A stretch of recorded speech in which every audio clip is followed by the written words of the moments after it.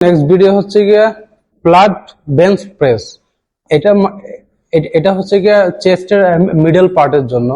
এটা হচ্ছে চেস্টের মিডল পার্টে লাগবে। সো আমরা এখন চেস্টের ফ্ল্যাট বেঞ্চ প্রেস মারবো। So please.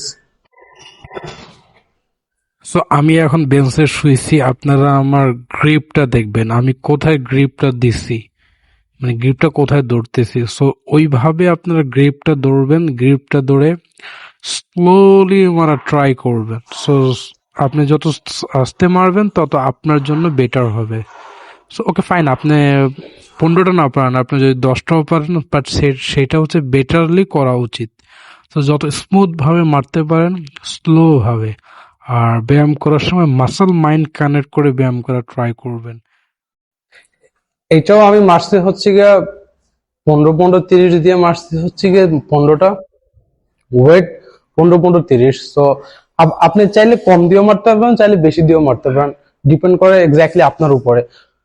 এটা হচ্ছে গিয়ে মিডল পার্টের জন্য। সো আমরা নেক্সট ভিডিওতে যাচ্ছি, নেক্সট মাইট।